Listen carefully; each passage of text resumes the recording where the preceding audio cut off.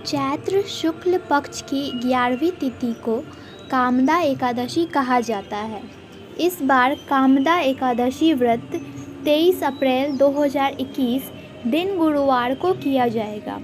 इस दिन भगवान श्री हरि विष्णु का पूजन करने और कामदा एकादशी व्रत करने से सभी मनोकामनाएं पूर्ण होती हैं। किसी भी एकादशी पर पूजन के समय एकादशी महात्म्य की कथा अवश्य पढ़नी या सुननी चाहिए।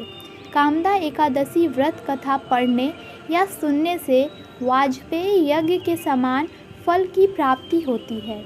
जानते हैं कामदा एकादशी व्रत कथा। कामदा एकादशी कथा।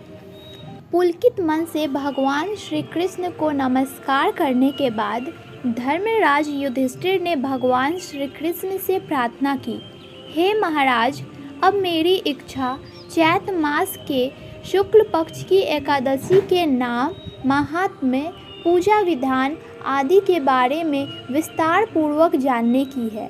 तब भगवान कृष्ण ने कहा, हे राजन, यही प्रश्न एक बार महाराज दिलीप ने महर्षि वशिष्ठ जी ने जो कथा महाराज दिलीप को सुनाई थी, मैं वही आपको सुना। प्राचीन काल में भोगीपुर नामक एक नगर था। वहाँ पर अनेक ऐश्वर्यों से युक्त पुंडरीक नाम का एक राजा राज्य करता था। भोगीपुर नगर में अनेक अप्सरा, किन्नर तथा गंधर्व वास करते थे। उनमें से एक जगह ललिता और ललित नाम के दो स्त्री पुरुष अत्यंत वैभवशाली घर में निवास करते थे। उन दोनों में अत्यंत स्नेह था। यदि वे एक दूसरे से कुछ समय के लिए अलग हो जाते थे तो अत्यंत व्याकुल हो उठते थे। एक बार राजा पुंडरीक की सभा में अन्य गंधर्वों सहित ललित भी गान कर रहा था। गाते गाते उसको अपनी प्रिय ललिता का ध्यान आ गया।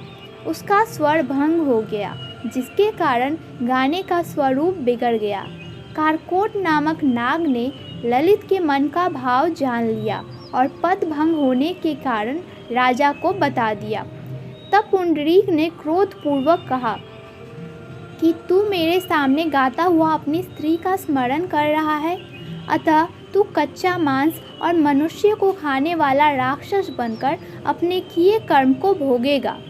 पुंडरीक के श्राप से ललित उसी क्षण महाकाय विशाल राक्षस बन गया।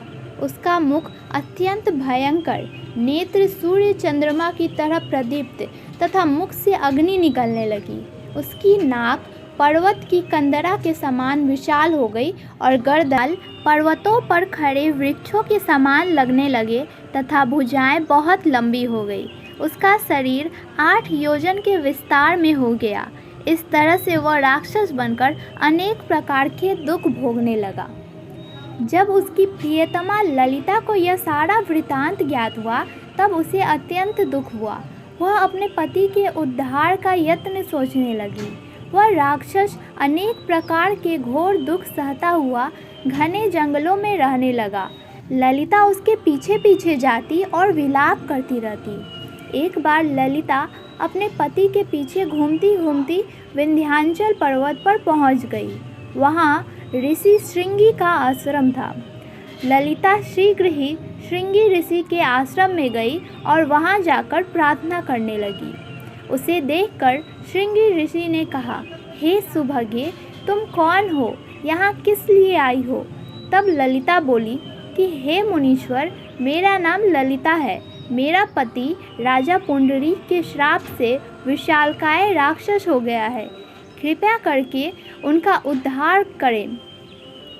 ऋषि श्रृंगी बोले, हे गंधर्व कन्या, अब चैत्र शुक्ल एकादशी आने वाली है, जिसका नाम कामदा एकादशी है। इस व्रत को करने से मनुष्य के सब कार्य सिद्ध होते हैं। यदि तू कामदा एकादशी का व्रत कर उसके पुण्य का फल अपने पति को दे दे तो वह शीघ्र ही राक्षस योनि से मुक्त हो जाएगा और राजा का श्राप भी अवश्यमेव शांत हो जाएगा। मुनि के ऐसे वचन सुनकर ललिता ने चैत्र शुक्ल एकादशी आने पर उसका व्रत किया और द्वादशी को ब्राह्मणों के सामने अपने व्रत का फल अपने पति को देती हुई भगवान से इस प्रकार प्रार्थना करने लगी कि हे प्रभु, मैंने जो यह व्रत किया है इसका फल मेरे पतिदेव को प्राप्त हो जाए, जिससे वह राक्षस योनि से मुक्त हो जाए। एकादशी का फल देते ही उसका पति राक्षस योनि से मुक्त हो गया और उसे अपना पुराना स्वरूप प्राप्त हुआ।